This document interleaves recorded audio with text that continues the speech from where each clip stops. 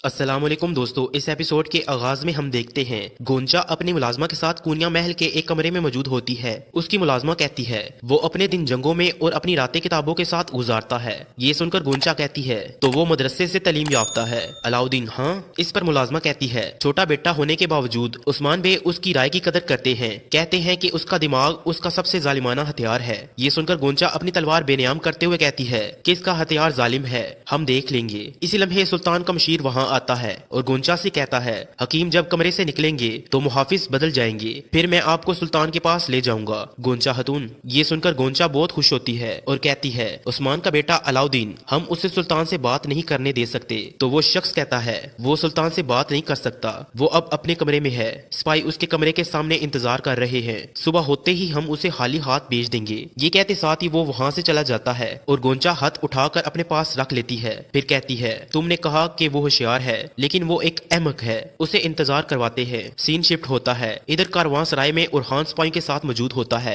और होलोफेरा को याद करते हुए अपने जख्म को देखता है। फिर कहता है हिम्मत करो होलोफेरा, हिम्मत करो, थोड़ा सब्र करो। फिर सिपाही तोरान से कहता है जब अली सोना लेकर आएगा तो हम निकलेंगे। इस पर तोरान कहता है शहजादे जो आपका हुक्म। जबकि कारवां सराय के मुलाजिम उनके लिए खाना तैयार कर रहे होते हैं। इसी लम्हे महमद बे सिपाहियों के साथ वहाँ पहुँचता है। खाना तैयार होने पर सराय का मुलाजिम कहता है खाना तैयार है उरहान बे। ये सुनकर उरहान और उसके साथी जैसे ही खाने की जानी बढ़ते हैं तो महमद एकदम से आगे बढ़कर उनकी मेज पर बैठ जाता है और बिना इजाजत लिए खाना खाने लगता है। ये देखकर उरहान के सिपाही गुस्से में आगे बढ़ते हैं मगर उरहान उन्हें रोक देता है। खाना खाते हुए महमद कहता है ये मजेदार है, चलो बहादुरों आ जाओ। ये सुनते साथ ही उसके साथी भी बैठकर खाना खाने लगते हैं। इस पर उरहान कहता है हलाल खाने को हराम क्यों बनाते हो महमद बे, अगर चाहिए तो हम बांट सकते हैं। तो महमद कहता है कमजोर मांग कर खाते हैं उरहान बे, हम बगैर पूछे ले लेते हैं। ये सुनकर उरहान कहता है ये रोटी और सालन है, कल क्या क्या लेंगे हाँ, ताकि हम छुपा ले। इस पर महमद बे कहता है तुम्हारे पास है ही क्या, 2 किले और 2 कबाइल, जितना तुम्हारे पास है इतना हम आप लोगों को तोहफे में दे देते हैं। ये सुनकर उरहान सराय वालों से कहता है महमद बे के लिए लस्सी लेकर आओ, हमारी फतुहात इन्हें हजम नहीं हो रही, इन्हें ठंडा होने की जरूरत है। ये सुनकर महमद बे कहता है लस्सी नहीं चाहिए, हम बच्चों की फतुहात पर खुश होते हैं। तो उरहान कहता है हमारी जद्दोजहद बड़ापन दिखाने के लिए नहीं, हमारा हर अकदाम जहाद के लिए है, अगर आप इससे खुश होंगे तो हम आपको मजीद खुश करेंगे। इस लम्हे सिपाही सोना लेकर वहाँ पहुँचता है तो उरहान सोने का एक सिक्का उठाकर मेज पर फेंक देता है। फिर कहता है महमद बे अच्छी तरह मेहमान नवाजी करो। ये कहते साथ ही उरहान जाने लगता है तो महमद कहता है उरहान बे फिर मिलेंगे, मगर उरहान कोई जवाब दिए बगैर चला जाता है। इसी लम्हे सराय का मुलाजिम लस्सी लेकर आ जाता है और महमद बे कहता है मैं जानता हूँ कि वो यहाँ सोना लेकर क्यों आए हैं, बड़ा कौन है कल तुम देख लो। ये कहते साथ ही वो शदीद गुस्से में लस्सी पी जाता है। सीन शिफ्ट होता है। इधर कूनिया महल में तबीब सुल्तान के कमरे से निकलने के बाद आगे बढ़ जाते हैं। इन्हें जाता हुआ देखकर सुल्तान का मशीर गोंचा से कहता है मेरा ताकुब करे गोंचा हतून, तो मैं आपको खुफिया दरवाजे से लेकर जाऊंगा। इसके साथ ही वो सब आगे बढ़ जाते हैं। इधर अलाउद्दीन सिपाहियों के साथ मुंह डांपे हुए सुल्तान के कमरे के बाहर पहुंचता है और बेहोशी के लिए तैयार की गई दवा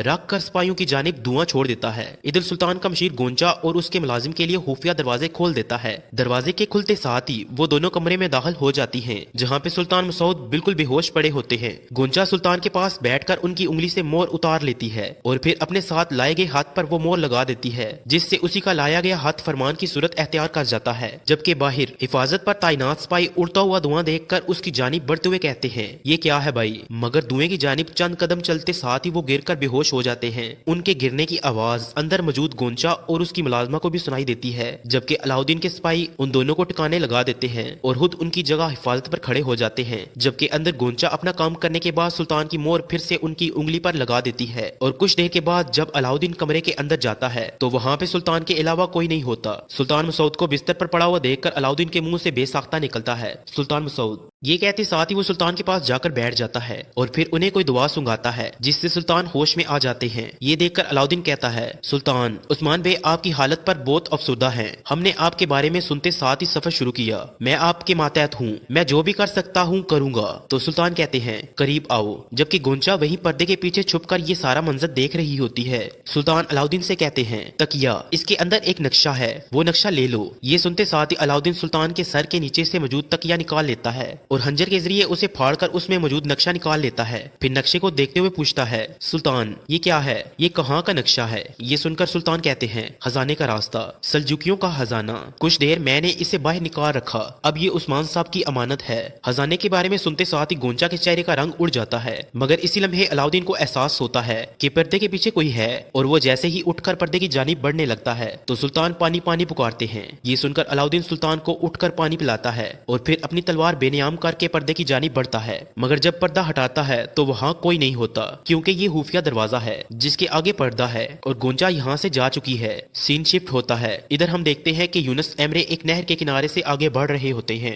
मगर इसी लम्हे उनकी नजर चींटियों पर पड़ती है तो वो कहते हैं, अपनी कमाई मस्किनों पर खर्च करो, चाहे कितना ही जियो, आखिर मौत तुम्हें अपने शिकंजे में जकड़ लेगी। अपने आप को खाक में ढूंढो और मतलब समझो। वल्ला मैं चींटियों तक का मकसद समझता हूँ, क्या तुम भूखी हो? ये कहते साथ ही वो वहीं पे बैठ जाते हैं और बैग में से बाकी चीजें निकालने के बाद चींटियों के आगे खाना डाल देते हैं। इसी लम्हे उस्मान साहब अपने सिपाही के साथ उनके करीब पहुंचते हैं। उन्हें देखकर यूनुस एमरे कहते हैं, इनको देखो, जो देखते हुए भी अंधे हैं, हमारी तरफ आ रहे हैं। यूनुस एमरे को देखकर उस्मान साहब और उनके साथी घोड़े रोक लेते हैं और बुरहान उन्हें पुकारता है, दरवेश अफंदी आप इस रास्ते में क्यों बैठे हैं? क्या आप नहीं देखते कि हम जल्दी में हैं? इस पर यूनुस एमरे कहते हैं, हर एक अपनी मंजिल हासिल करने के लिए आगे बढ़ रहा है, आप भी और ये छोटी महलूक भी। ये सुनकर बुरहान गुस्से में आगे बढ़ने लगता तो उस्मान साहब उसे रोक देते हैं और कहते हैं, बुरहान रुक जाओ। फिर घोड़े से उतरकर यूनुस एमरे के पास जाते हैं और पूछते हैं, दरवेश अफंदी आप किसकी बात कर रहे हैं? ये सुनकर यूनुस एमरे खड़े होकर कहते हैं, मैं नहीं कह रहा जनाब, कुरान इनके बारे में कहता है। कुरान कहता है कि ऐ चींटियों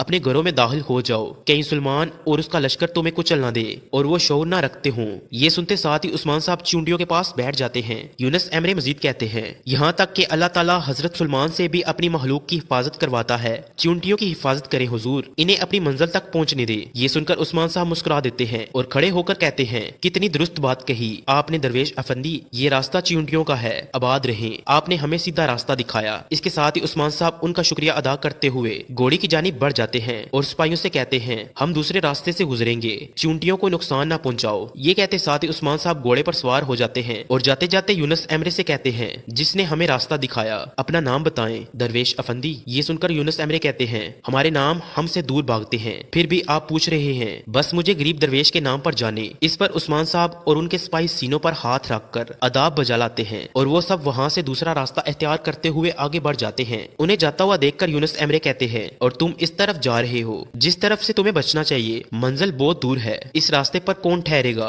रास्ता कठिन है, रास्ता